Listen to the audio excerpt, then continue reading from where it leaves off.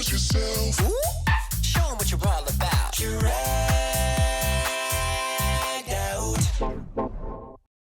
Hey everybody, I'm Joseph Shepard, TV personality and host of Exposed, Dragged Out, brought to you by The Dip. Now, I'm a drag race fanatic, and over the years, I've been interviewing some of the world's best drag queens, and people keep asking me to, interview the queens who went home too soon.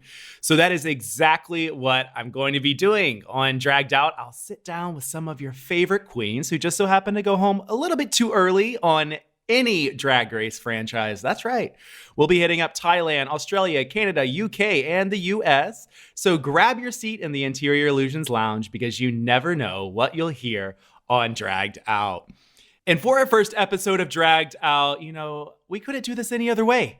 I had to go back in time to 2009 through that blur filter that RuPaul used to have on the show.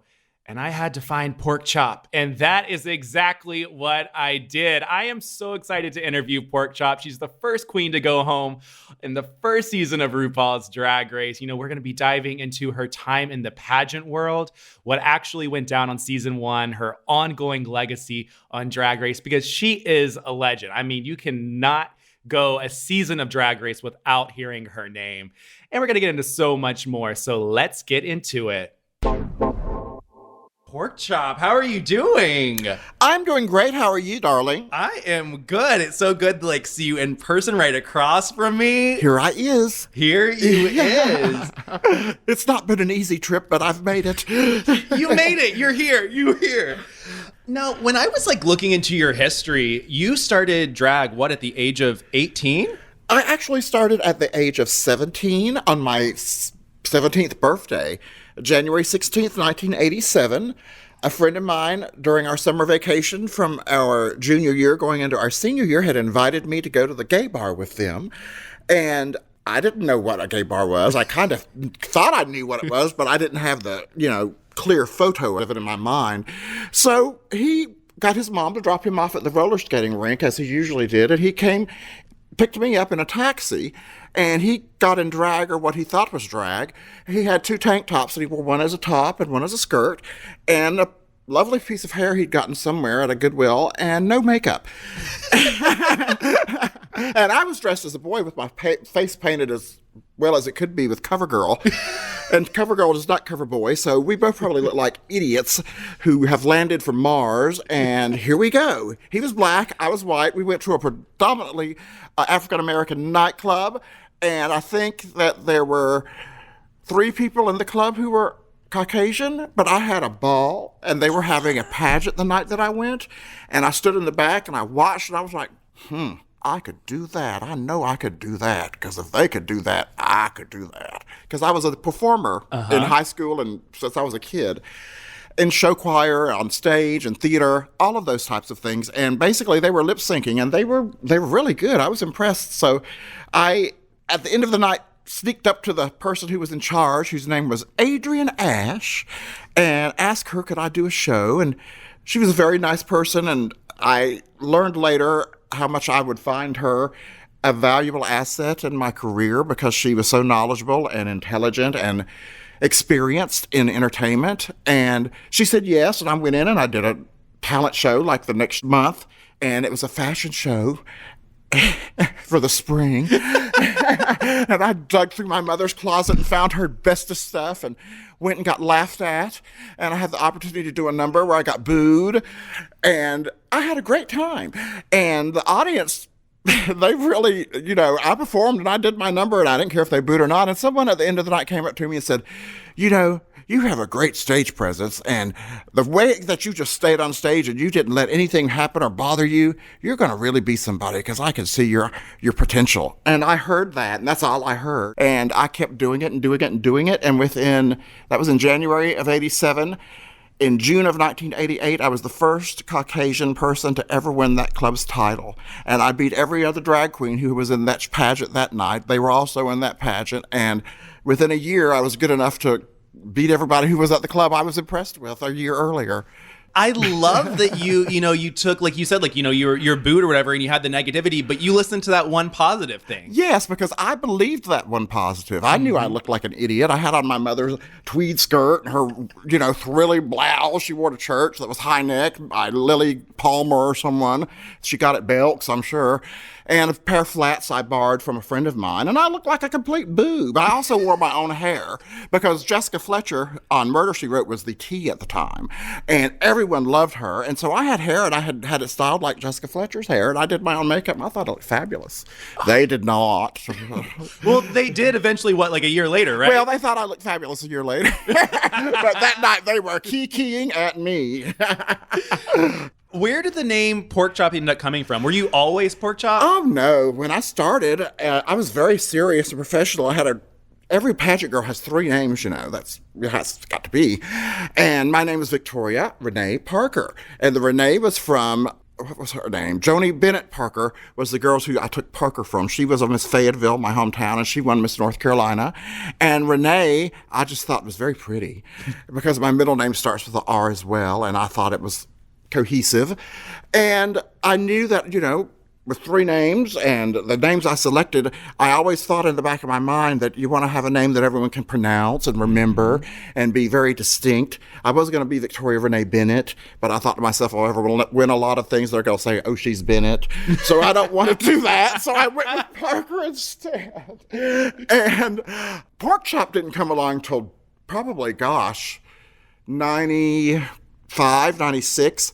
Eventually, I met a drag queen, very well-known, a national title holder at the time, named Carmela Marcela Garcia. She was Miss USA at Large, which is for contestants who weigh over 200 pounds. It's a national pageant system that she was the very first, actually. And she saw me compete for Miss North Carolina, my first time in it. And she fell in love with me immediately. And at that time, drag pageants were huge. There was 50 contestants in the state pageant, which meant there were at least 25 prelims because you had to win or be first runner up at a prelim to go. And my first time at Miss North Carolina, I did extremely well. And the judges panel fell in love with me, and she adopted me as her daughter that night. And it was a fabulous weekend for me.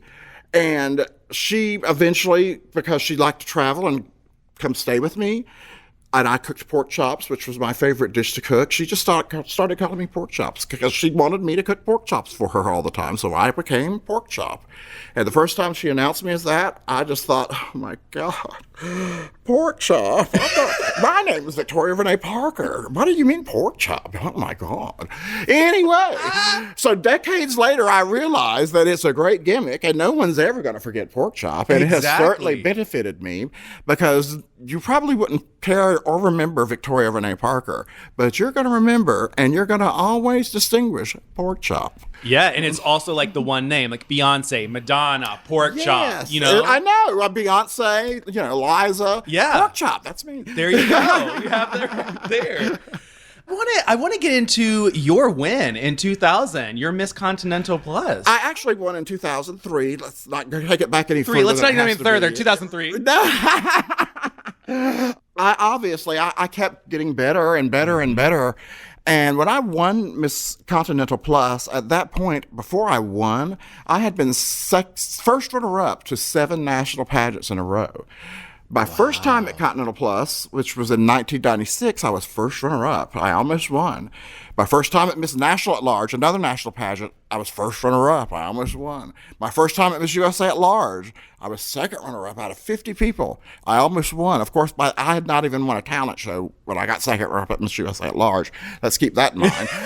And I just kept going because I realized that the people outside of my home area and my state, it's hard to break into this business when you are surrounded by people who have known you your whole life or don't see what your potential could be if you were able to get the assistance and the help that you needed.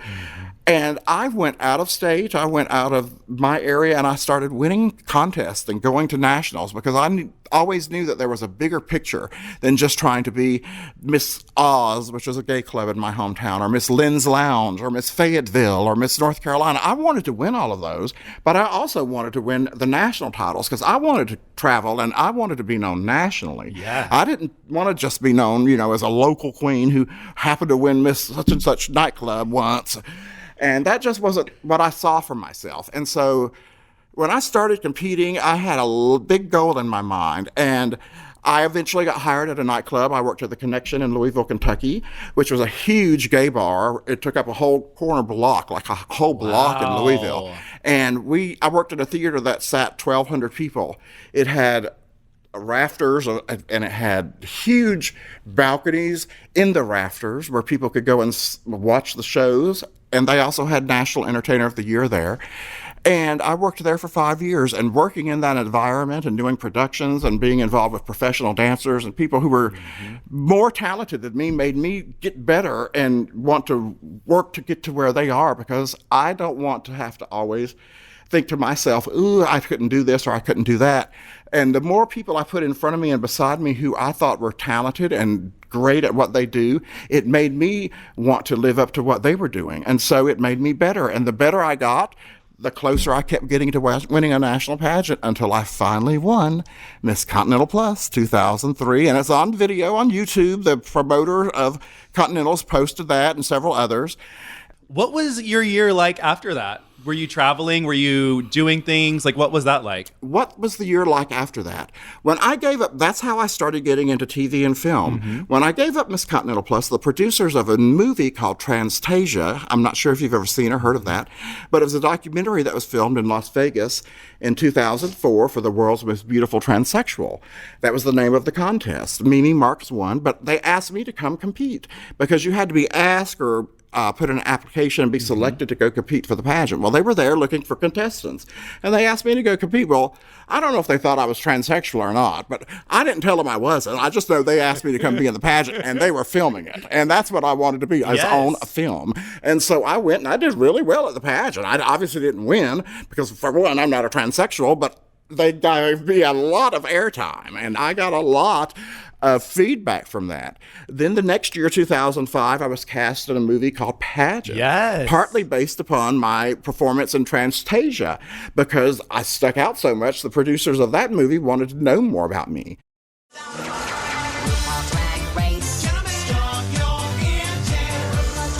You end up getting on a little TV show called RuPaul's Drag Race in 2009. Now, let me ask you, how did you even get contacted for that? Did you audition? What was it like back then? Because I know I had seen interviews with other people like Chanel and stuff who said when they were cast for it, they didn't even know technically what it was going to be. Is that true? That is very true. I didn't even know about it. This is what happened in my situation. I was competing for Miss Gay America at the time. I had moved from Nashville to Raleigh, back to North Carolina, and I was emceeing, hosting the shows at Legends nightclub. And I had won Miss Gay DC and been to Miss America. And my promoters, after the national pageant, they had heard about this. I hadn't heard about it yet, but they had heard about it. And they called me and they said, have you heard about this show that RuPaul's putting together? It's a reality show looking for a drag superstar. And I said, no, I hadn't heard a word. They said, well, we think you ought to be on it. Why don't you apply? And I said, well, how? And they said, we don't know. We don't know anything. We just heard about it. Why don't you contact the people who own the movie Pageant, see what they know? So, not being a real shy person, and I do believe that if you want something, you have to reach out and you got to get it. I called the producers of Pageant, the director and the number one producer, and I told them I'd heard this, and could they find out who was producing it, who is in charge, and get me a phone number that I wanted to call because I wanted to be on the show. So the next day they called me back and they had a phone number. And I don't remember whose name they said it was or if they even gave me a name, but I called the number and I spoke to someone and they knew who I was and they told me exactly what to do. They said, go to dragrace.com. There'll be an application there. We're doing an online competition, but don't pay that any attention. It doesn't matter if you win that online competition or not. We're casting people based upon what we like, what we're looking for. So go on and do what you have to do and hopefully you'll get on the show. And I did all of that, and I got on the show. I think that is so funny that literally you were like, you know what? It's a RuPaul competition show. Why not? Let me go and figure out how to do it. Yes, because I knew, I'd always known, because at that point, and still, everything you love or like or have any opportunity to be in is going to be turned into a reality show. And I knew eventually there was going to be some type of drag reality show, and I wanted to be on it. And I wanted to be on the first season because who knows if it's going to make it past that first season. And luckily, it did, didn't it? Luckily it did. And then, you know, you had your lovely moment when that photo shoot challenge, washing the car. You had the hot, sexy pit crew members. Porkchop, it looked like you forgot there was a photo shoot for those moments. What happened was, what had happened really was, they had told us to become prepared and not to be able to use the outfit we wore again. But they didn't tell us anything but that. They said, just don't plan on being able to use it again. And in my mind, I thought, well, we're going to have to turn this into something else. So I wore that wrap. I wore as much fabric as I could that stretched, and it gave me a little extra so I could, you know, turn it into something else if I had to. And when they didn't tell us what we were doing. Literally, they came and took us out of the green room or the waiting area where we were standing and said, come with us, and walked us outside, and they said, here you go. They didn't tell us nothing. Here you go. And so I'm looking at this very expensive car that I know that I weigh 270 pounds. And if I get on the hood of this car, it's going to dent. And someone's going to be very upset. And I can't crawl on the top of the car. It's going to be dented. And I'm going to be in trouble for denting the car that cost $100,000. And then here's chocolate 1 and chocolate 2. And they were like, oh, my God, fabulous. And so it was like, stand here and flirt with them, or get on the car and get dented and get kicked off, or stand here and flirt with them and try to get kicked off. But I just couldn't get on that car and dent it. That's all I could think about was, I'm going to dent this car if I get on it. So I'm not going to do that. I'm just not. I wish now I'd got on it and I'd have dented the hell out of it. Oh, yes, you should have. And that would have been replayed at the top of every Drag Race episode. It's probably RuPaul's car, and she kicked me off anyway. But you know what happened in the end was the same. So.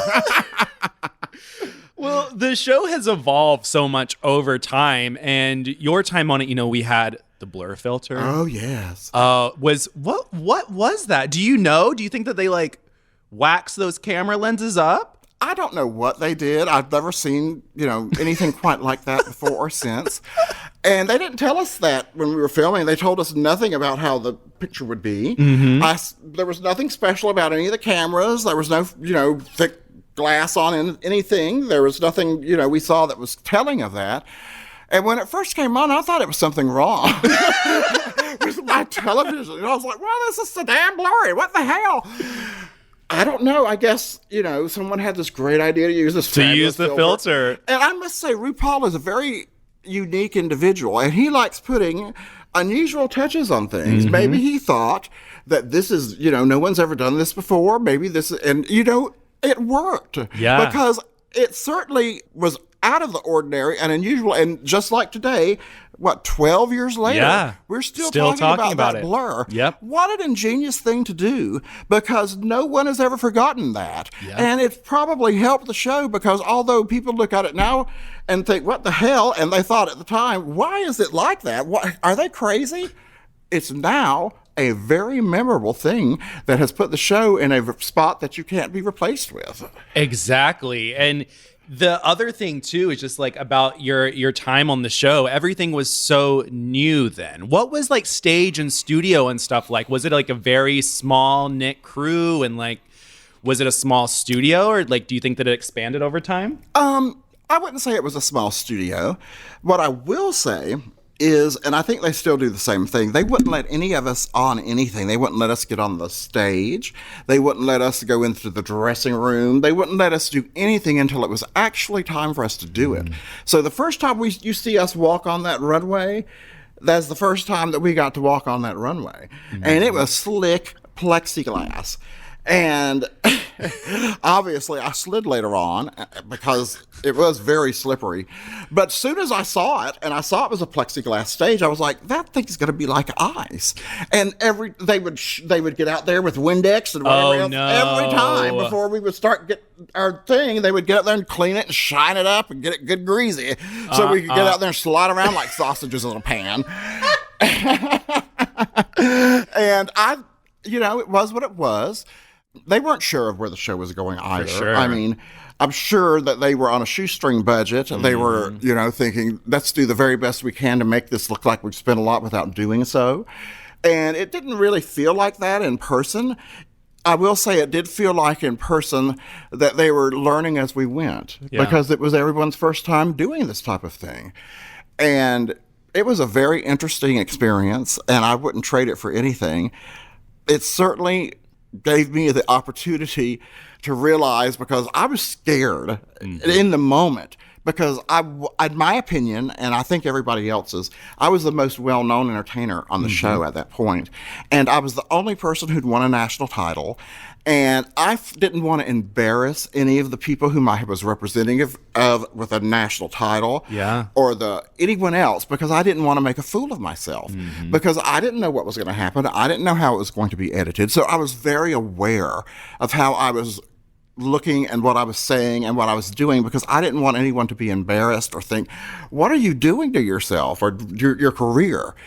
And I wish now I had not been that way, but what do you do when you're in that situation? Exactly. You're competing against some people who've only done drag 3 months, and here I am. I've had a 20-year career, and I've won all these national titles at this point, and I don't want to embarrass myself. Yeah. Do you feel like your time on the show, do you feel like you received any of that, like any backlash or negativity in the pageant world? Yes. And not just me. I think everyone who has been on the show and who goes back into competing feels it from the people who are the owners or judges. Yeah. When I got home from the show, the man whom I worked for in Raleigh at Legends, he told me that it was, when the show aired, he was like, that is the worst choice you could have ever made for your career. Do you realize how stupid you look? And he eventually fired me for it, because he was outraged. And just like I thought in person that I had embarrassed him and his club by going on the show and I didn't do anything but just go and be on the show. I got eliminated first, but hell, who cares? At this point, how wonderful I got on the show is what I think. But no one saw it like that during that time. And it took 2 or 3 seasons for people to think differently about it. When I would go to national pageants, people would roll their eyes. I remember I was in Miss Gay America competing the day that they announced the cast of the show. And I got an email from someone with the show saying, we've just announced the cast, la, la, la, la. And I told someone who was standing beside me, a friend of mine, that they had just announced the cast, and I was on, and they said, oh, girl, we already know that. Everybody knows who's on the show. Do you think we care, though?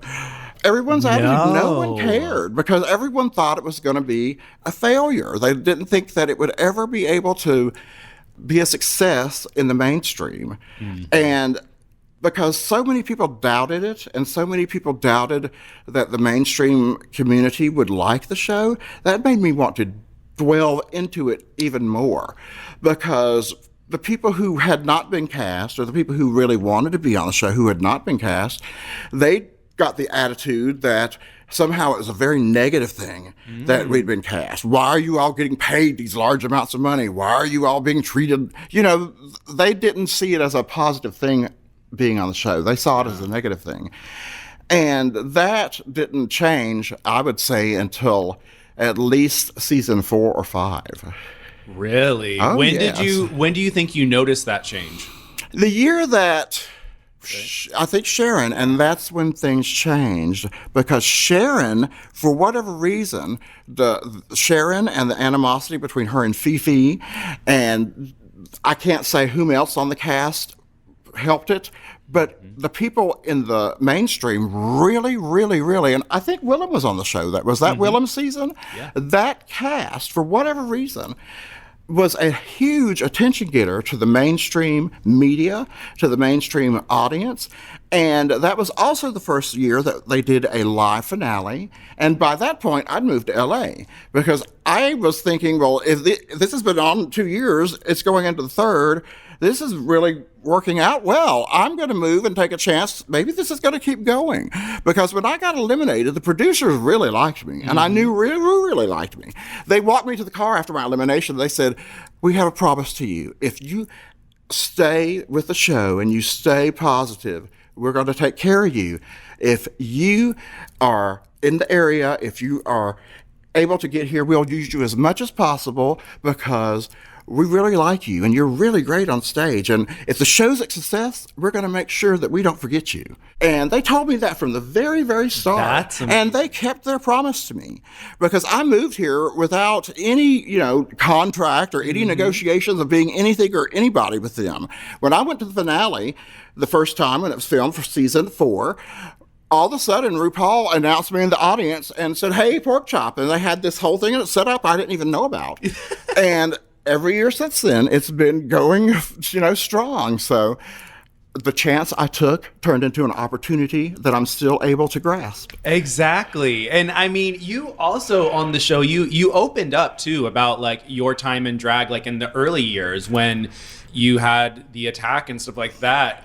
What led you to speaking up about that, especially on TV? Well, I believe in being honest. And everyone's story is not great. And everyone's story is not going to be, my parents are very supportive. Everyone in my family comes to the show. Everyone's not like that. And many people have had it much harder than me in my life, certainly. And I wanted people to hear that if you're having a hard time, if you've had these problems, if you have been, I was obviously being discriminated against, but everyone who was gay or transgendered was being discriminated against.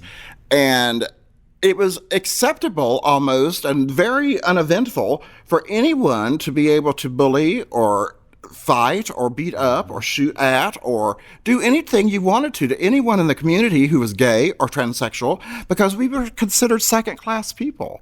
And I wanted people to know that what I had experienced, and if you had experienced that, stand up and tell it. Let people know what you've been through because life experience is what you have to share with everyone. And everyone doesn't have a perfect backstory. Everyone hasn't got a wonderful, supportive family. And there's people out there just like me who needed to hear that to make it, okay for them to tell someone, because I'm sure there was people who were embarrassed that they'd been shot at, or embarrassed they were beat up because they were gay, or embarrassed that, people discriminated against them, obviously. I've never been embarrassed because I've always made it a point to tell, yell, scream, point, write, make a point of whoever has done it to me so they'll think twice about doing it to someone else. Exactly. And I think too, I have always been in this mentality until recently where I was like, I got to present this perfect image to everybody and say this thing of oh no, I didn't have any problem. My family was good because I was always afraid, what, how's my mom going to react if she were to hear X, Y, and Z? And then I got to the point where I was just like, why does it matter? That's my story. That's going to help somebody else. At the end of the day, somebody else is going to be like, I can relate to you in that way. I'm sure that a lot of people feel just like you do.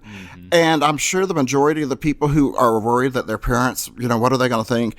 The parents probably already know or have a good idea. And it's so much easier to be accepted for who you are in this day and time than it was at that time, because it just was not an acceptable position to be involved with anything gay. Anybody who someone thought was gay, you were shunned almost, kind of like you had COVID. You had the gayness. So if you had the gayness, then no one wants to be involved with you.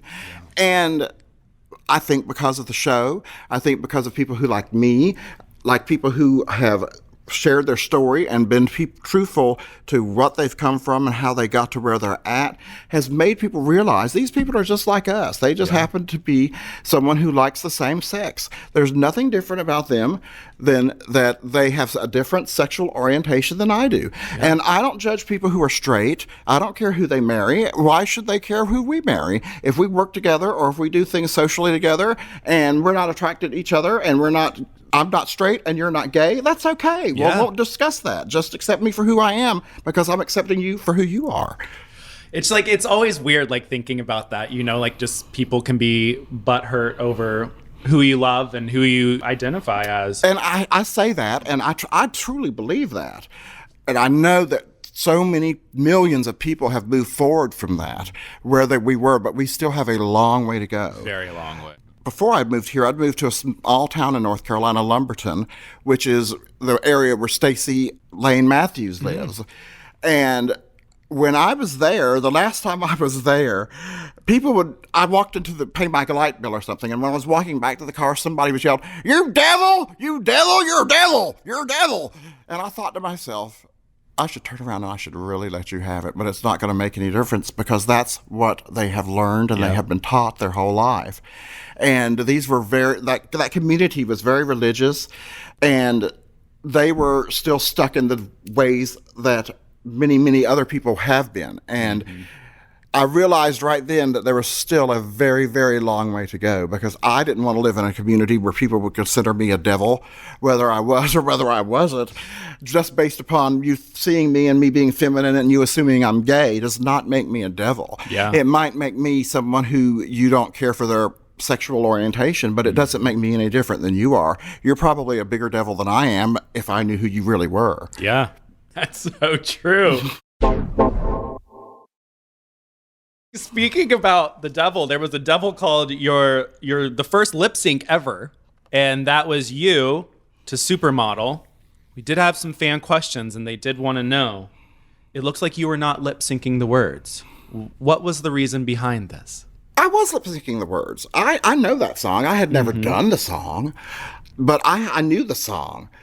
I looked at Akasha, and I looked at me, and I knew what I was wearing, and I knew what she was wearing, and I knew what had happened previously in the show. I didn't know what was going to be aired, but I knew what had happened to that point. And so I thought the best thing for me to do is look pretty, try to get through the song without falling, tripping, embarrassing myself. On because that slippery stage. I was on a slippery stage that they had just shined and waxed, and I had on shoes and a pair of little green socks I got from the dollar store rack. And I can't say that the viewer's wrong. I just think there was so much in my head trying to think, you know, and that's what I did wrong. Was I was so worried about trying to think of my next move and what I was going to look like to the people who were seeing me, that I could not just be myself and have a good time. And I told them there at that time, and I told people to this day, if I was a producer and I was watching Akasha and I saw me being interviewed and I saw her being interviewed, I would have kept Akasha. I'm standing over here trying to be nice and pleasant and, you know, trying to say as much that I could think of to say without being any type of way other than nice as possible, because that's how I wanted to come across. And here Akasha is, having never won anything, having never, you know, been in a pageant, never having anything to feel like she's gonna have to live up to or be embarrassed by. She's over there in the corner letting me have it. And that was great, because that was who she was. And she was being herself. And it was much better for the producers to see someone like that than someone like me. So I wasn't shocked I got eliminated. I probably would have eliminated me too, based upon what I saw. I know now, based upon what I saw, I would have been a much better contestant if I would have stayed, because I had a wardrobe that would have blown you away. I had 50 wigs. I had everything I needed to. And after that particular challenge, I would have aced everything all the way to the end, because there wasn't much more sewing. I might have got eliminated at the end when they had to make the 3 different outfits, but I would have made it, because every competition after that was a ace in the hole for me. What do you think you did not get to show the world during Drag Race? Like, what do you think they did not get to see about you? I think that they did not get to see my talent because there wasn't much you could do to that song, to be honest with you. That wasn't my strong suit. I had never done that song before because it just wasn't my type of thing to do that type of song. And I like to do songs that have feeling. I like to be able to feel a number, whether it's a dance number, and I danced more at that time than I do now, just let me tell you, or a ballad, whatever. I want to be able to feel it. And that's just not a number, and I'm sure it's a feel-good number. It's a have-fun number. And it's obvious why they used that, because it was RuPaul's best well-known song, and I'm sure it was for free. Yeah. And so why not jump on it? We left for free. And so I got it, I get it, and it's my responsibility for what I presented on stage, but it's unfortunate that the people didn't get to see my real talent and more of who I really was, because I had a lot more to say, a lot more to show, and a lot more talent that they really could have gotten a lot of use out of. Yes. And I mean, the crazy thing now is that you literally are mentioned in every episode, like every season of Drag Race now. Like you had the Porkchop Lounge this past season. When did you figure out about that? Did you know? Well, here's a story for you. The day I did the Snatch Game episode, I really was late. That wasn't any pretend. That wasn't in the script. My friend who was going with me to help me got in an automobile accident and got rear-ended on his way to kick me up. His car got totaled. And at the last moment, I had to go get a rental car. The rental car agency, because this was in the middle of COVID, it closed at 2 o'clock. The accident happened at about 1:35. So literally, I got to the rent-a-car place to pick up the rental car at 2:01. Oh my God. And then I had to go to the hospital to see my friend, because my friend had gotten in an automobile accident picking me up, and their car got totaled, and they're in the emergency room. I could not go. So I went to the hospital, and I was supposed to be on set to have lunch with everyone at like 3:30. Well, I didn't get back to my house until 4 o'clock to start getting in drag. And I painted my face until 5, and I was supposed to be on set ready to go at 6. Well, I didn't get to the studio until 5:40, and I had on foundation and powder. And the producers are like, we're not going to wait. We're not waiting. We've already done your setup. We've already had a stand-in, do your camera angles, all you got to do is get ready. So literally, I had 20 minutes to get ready, and I got ready, and I was ready when they announced my name. Yes. So that's the behind the story of that. I really was late, but there really was a good excuse. What about that the Porkchop Lounge? What'd you think of that? Maybe if I'd have made it to that luncheon, they Yeah. were going to tell me, because the producers wanted to have lunch with me. That was they. So that was Yes, like they were wanting and so I missed that, all of that, and so I didn't know anything until the episode was announced, and I didn't know anything until my friend who'd gotten into the automobile accident called me and told me, "Have you seen the preview of it?" I was like, Well, it's called the Porkchop. I was like, really? And I didn't know anything more than anyone else. I was like, where is this going? So I just sat back and watched. What does that feel like though when that happens? I have to tell you, after the first season episode came on, and my friend and I, another friend of mine, went to Walmart, and people knew me in Walmart. I get recognized a lot, but that particular time, everyone, just because the show had just premiered and it was called the Porkchop, everyone had me on their visual, I guess, and everyone, it seemed, saw me, and it was very surreal. It was a very small taste of how someone like Michael Jackson or Beyonce or someone who is a huge megastar would feel, because I felt like everyone was watching everything I was doing. Everyone was looking at me, and there was no place I could go to that someone wasn't going to want to say hello or wave at me or know who I was. And it was so, it was just an out of this body experience. I remember telling my friend in Walmart, I was like, this is weird. I feel so weird having my life like on stage, and everybody knows who I am, but I don't know anybody. This is a very, very common question I had. Would you ever do an All-Stars? Oh, gosh, yes. I wanted to do All-Stars. I was the one who started the Bring Back So-and-so. I think I started Bring Back Porkchop, but I was talking about an All-Stars before there was ever an All-Stars put together. I haven't been asked to do it. I personally don't think I ever will be, because I don't think RuPaul sees me in that light any longer. I think he just sees me differently, maybe as a friend who's a friend of him and the show. Maybe he sees me as someone who doesn't need to be on it anymore. I don't know. But I have certainly used my Twitter and used my social media and told them and asked them in person. I've never asked Ru because I don't think Ru is involved in, casting of all-stars. She's probably got the last yes or no, but I'm sure she's not the person who starts with the initial however many people they have listed that they would like to be on the show. I've never even been on the list that I'm aware of. They've never called and told me you're in consideration. They've never told me anything, but they always call me and tell me, well, we want you on set this day and we're going to pay you this much and do this, this, and this. And so it works out great for me because I'm on the show and I don't have to worry about making another outfit that I'm going to embarrass myself in because I still don't know how to sew. And it's also kind of like you are an all-star by like the multiple times that you are on the show. It works that you keep your face still out there. Yes, and the fact that I'm used the way that they use me on the show puts me in a position that other people want to use me for different things as well. I have gotten a lot of bookings based upon my appearances on Drag Race because people have seen me on the show and they're like, oh, let's get him for this, let's get him for that. Now, since this show is called Exposed, I would like you to think about your time on Drag Race.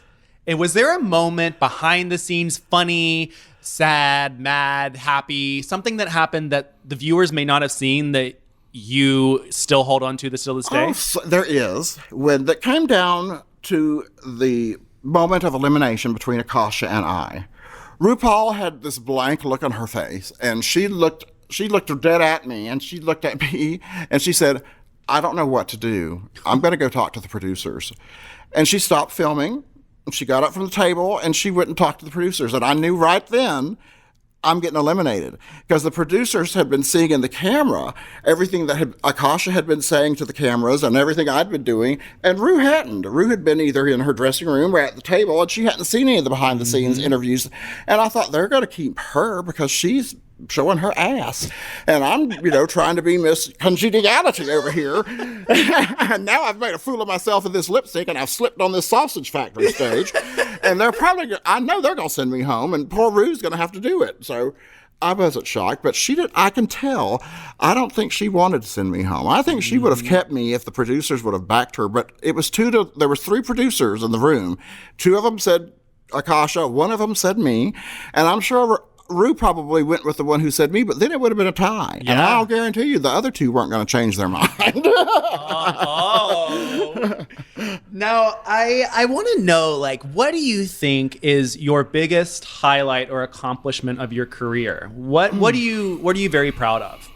I'm very proud of the fact that I have had a very long, very successful, unexpected career.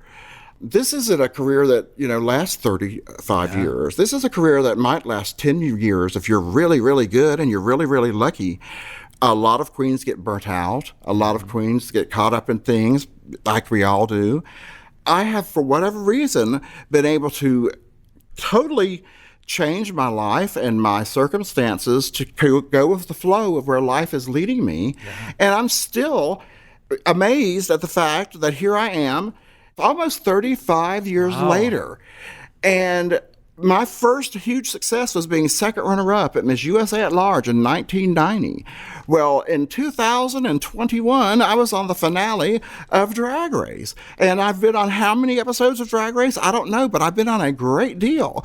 And all this has happened because I've never, ever not taken an opportunity. Mm-hmm. So I'm very, very proud of the fact I've been able to have such a long career, and whatever it is that's been given to me by whomever there is out there who gives away these wonderful gifts, it's there. And obviously I have something, I don't know what it is or how I got it or how to get rid of it. And I don't want to get rid of it. Don't ever get rid of it. But I've got it. And I don't know what it is, but it works. Yes. Well, like you said, your career has expanded almost 35 years. What time period did you like performing the best? Was there a time where you were oh, I really like performing in these clubs or these bars or whatever? Was there a good time period? Oh my gosh, yes. When I lived, in the early 2000s, when I was, right before I moved to Louisville, I traveled a lot. I always traveled a great deal. I would go from North Carolina down to Florida, from North Carolina up to New York, and I'd work all the way there and back. And I'd be gone sometimes 2 weeks, working every night of the week somewhere in the country. And I learned to do that from my drag mom because she was a touring queen. Then the first time, Louisville and the Entertainer of the Year pageant has always been very good to me.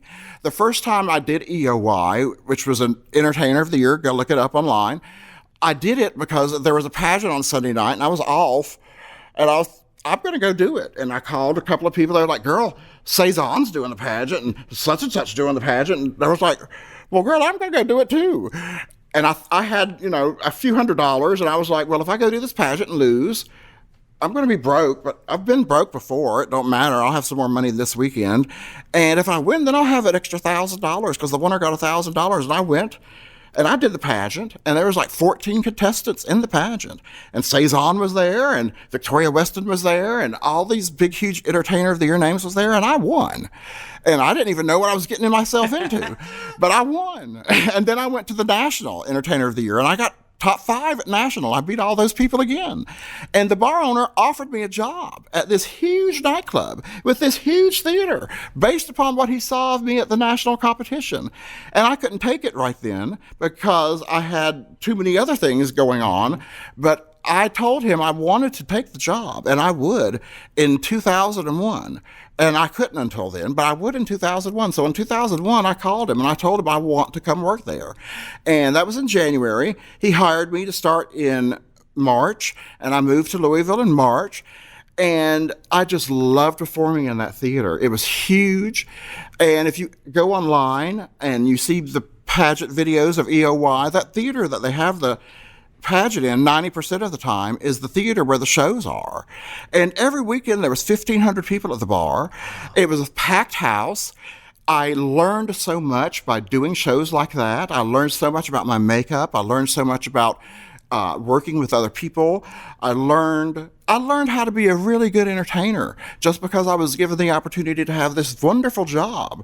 And when it moved me into that position, it moved me into a place where I had access to dancers, professional dancers who could travel with me and compete with me. And it made me want to rise up to the occasion and be as good as they are, because I don't think I would have ever won Continental Plus if I would not have moved to Louisville. I don't think I'd have learned the experiences I learned by working there. And I certainly wouldn't have got the national exposure if I had not moved there. So hats off to George and Eddie D in Louisville, Kentucky for hiring me and giving me that chance. 1,500 people, I don't know, that would just been so cool. I feel like, drag has come such a long way and it's changed so much, with Drag Race, and things have changed and evolved over time. But seeing a good drag show is just like icing on the cake. Oh, yes. And it was a great show. They always had a wonderful cast there. And another friend of mine whom I started female impersonation with, some of you old girls out there might remember her name, Terry Vanessa Coleman. She worked on the cast there in the mid-90s. And I went there a few times and saw her working there. And I just thought, oh, my God, this theater's beautiful. I would love, one day, never thinking I'd have the opportunity to work in this wonderful place. Well, I did. That dream came true. Mm-hmm. Maybe if you set things in your mind and it's meant to be, somehow you're able to manifest it. Yeah. Maybe that's what my secret is I'm able to manifest my reality that I want, and somehow I make it happen. So as we are closing this out, I want to know what is next for Porkchop. What's coming up this year? Anything exciting? I don't know what's next. With the COVID things, everything's trying to get back to normal. My agent has some things booked for me. So things are trying to get back to normal. So hopefully I'll be able to get back into traveling and performing and doing what I love best. And I love doing television and film. That's why I moved to Los Angeles. I hope to be able to do more of that. You never know. There's so many opportunities. You just have to put it out there that you want it to happen, and maybe it will. Yeah. It certainly has worked that way for me so far, so I'm putting it out there. Whomever the next producer is or director is that's looking for me, here I is. Yes. Well, Porkchop, for those people that are listening, or even those directors and producers who, we're going to get you a new booking from this, where can they find you on the social media, or where can they contact you? Well, they can find me at Porkchop LA on Instagram and on Twitter, and Victoria Parker on Facebook, or they can call my agent, Stephen Ford. He handles all the money and all the booking stuff, and he just calls and works it out with me. So if you want a booking or you want to hire me to be in a movie or a show or come perform at your bar mitzvah or your birthday or your baby's 9th birthday or whatever it is you want to have, I've done it before. I'll do it again. Give them a call. Yes, I love it. Thank you so much, Porkchop, for joining me and exposing yourself. You literally, this was the dream booking of a lifetime to have you here. I am so honored to have you. Thank you for having me. It's been great. And I hope that I've been worth all the trouble. Oh, girl, I would take it 10 more times over. Thank It's you, absolutely lovely. He paid for my parking too. It's fabulous. Yeah.